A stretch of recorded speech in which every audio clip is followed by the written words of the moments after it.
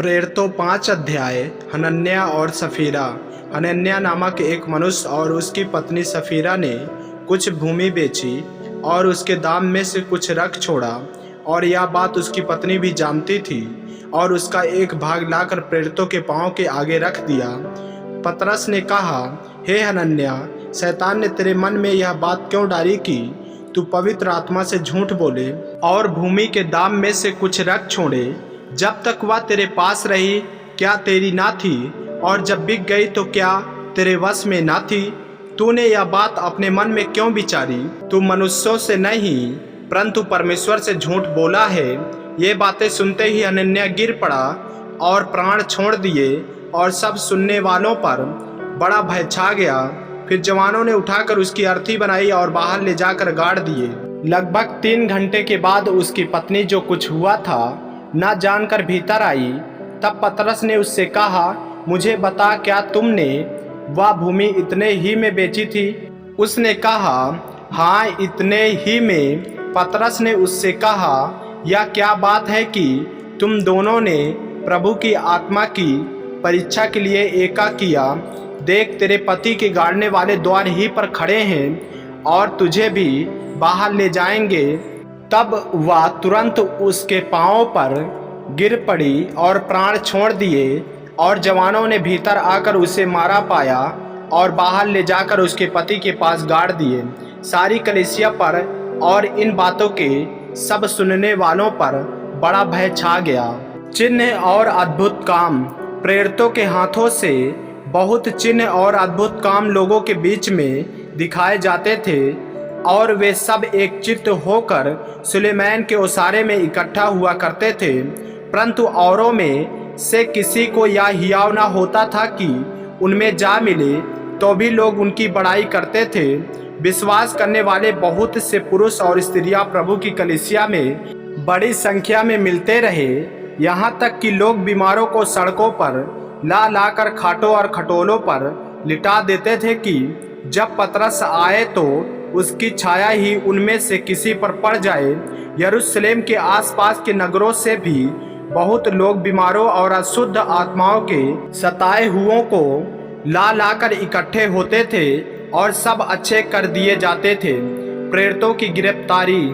तब महायाजक और उसके सब साथी, जो सद्दुकियों के पंथ के थे, डाह से भर उठे और प्रेरितों को पकड़कर बंदी गृह में बंद कर दिया। परंतु रात को प्रभु के एक स्वर्गदूत ने बंदी गृह के द्वार खोलकर उन्हें बाहर लाकर कहा, जाओ, मंदिर में खड़े होकर इस जीवन की सब बातें लोगों को सुनाओ। वे यह सुनकर भोर होते ही मंदिर में जाकर उपदेश देने लगे। तब महायाजक और उसके साथियों ने आकर महासभा को और इस्राएलियों के सब पुरनियों को इकट्ठा किया और बंदी गृह में कहला भेजा कि उन्हें लाएं। परंतु प्यादों ने वहां पहुंचकर उन्हें बंदी गृह में न पाया और लौटकर संदेश दिया, हमने बंदी गृह को बड़ी चौकसी से बंद किया हुआ और पहरे वालों को बाहर द्वारों पर खड़े हुए पाया, परंतु जब खोला तो भीतर कोई न मिला। जब मंदिर के सरदार और प्रधान याजकों ने ये बातें सुनी तो उनके विषय में भारी चिंता में पड़ गए कि उनका क्या हुआ। इतने में किसी ने आकर उन्हें बताया, देखो, जिन्हें तुमने बंदी गृह में बंद रखा था, वे मनुष्य मंदिर में खड़े हुए लोगों को उपदेश दे रहे हैं। तब सरदार प्यादों के साथ जाकर उन्हें ले आया, परंतु बलपूर्वक नहीं, क्योंकि वे लोगों से डरते थे कि हम पर पथराव ना करें। उन्होंने उन्हें लाकर महासभा के सामने खड़ा कर दिया। तब महायाजक ने उनसे पूछा, क्या हमने तुम्हें चिताकर आज्ञा नहीं दी थी कि तुम इस नाम से उपदेश ना करना? तो भी देखो, तुमने सारे यरूशलेम को अपने उपदेश से भर दिया है और उस व्यक्ति का लहू हमारी गर्दन पर लाना चाहते हो। तब पतरस और अन्य प्रेरितों ने उत्तर दिया, मनुष्यों की आज्ञा से बढ़कर परमेश्वर की आज्ञा का पालन करना ही हमारा कर्तव्य है। हमारे बाप दादाओं के परमेश्वर ने यीशु को जिलाया, जिसे तुमने क्रूस पर लटका कर मार डाला था। उसी को परमेश्वर ने प्रभु और उद्धारकर्ता ठहराकर अपने दाहिने हाथ पर उच्च कर दिया कि वह इस्राएलियों को मन फिराव की शक्ति और पापों की क्षमा प्रदान करे। हम इन बातों के गवाह हैं। और वैसे ही पवित्र आत्मा भी जिसे परमेश्वर ने उन्हें दिया है जो उसकी आज्ञा मानते हैं। यह सुनकर वे जल गए और उन्हें मार डालना चाहा, परंतु गमलीएल नामक एक फरीसी ने, जो व्यवस्थापक और सब लोगों में माननीय था, न्यायालय में खड़े होकर प्रेरितों को थोड़ी देर के लिए बाहर कर देने की आज्ञा दी। तब उसने कहा, हे इस्राएलियों, तुम जो कुछ इन मनुष्यों से करना चाहते हो सोच समझ के करना, क्योंकि इन दिनों से पहले थी यूदास यह कहता हुआ उठा कि मैं भी कुछ हूँ, और कोई 400 मनुष्य उसके साथ हो लिए, परंतु वह मर गया और जितने लोग उसे मानते थे सब तितर बितर हुए और मिट गए। उसके बाद नाम लिखाई के दिनों में यहूदा गलीली उठा और कुछ लोग अपनी ओर कर लिए, वह भी नष्ट हो गया, और जितने लोग उसे मानते थे सब तितर बितर हो गए।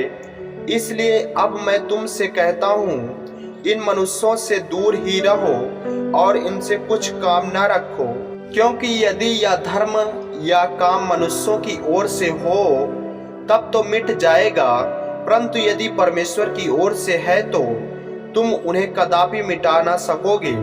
कहीं ऐसा न हो कि तुम परमेश्वर से भी लड़ने वाले ठहरो। तब उन्होंने उसकी बात मान ली और प्रेरितों को बुलाकर पिटवाया और यह आदेश देकर छोड़ दिया कि यीशु के नाम से फिर कोई बात न करना। वे इस बात से आनंदित होकर महासभा के सामने से चले गए कि हम उसके नाम के लिए अपमानित होने के योग तो ठहरे। वे प्रतिदिन मंदिर में और घर घर में उपदेश करने और इस बात का सुसमाचार सुनाने से कि यीशु ही मसीह है ना रुके। आमीन। मेरे प्रियो, यदि आप इस चैनल नए हैं, यदि आपने अभी तक हमारे चैनल को सब्सक्राइब नहीं किया है तो हमारे चैनल को सब्सक्राइब करें और बेल आइकन के बटन को दबाएं ताकि परमेश्वर का वचन आप तक पहुंच सके। जय मसीह की। प्रभु आपको आशीष दे।